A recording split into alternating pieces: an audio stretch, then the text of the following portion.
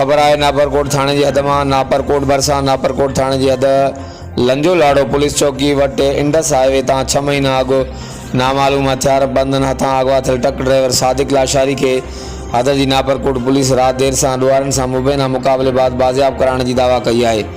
जिले इलाके में राजूनी कोशिश जरिए मुगी के बाजियाब कराने जा चौबो लभ्या आहिनि। बाजियाबी बाद रात देर से मुगी के वारसन हवाले के मुगी के घर पहुँचण से खुशी वारो माहौल है। आखिर में ये भी चौबो आहिनि त मुगी के पुलिस 8 लाख भरे बाजियाब करायो है। हर वक्त आगाड़ लाइ ॾिसंदा रहो 18 वेव न्यूज़।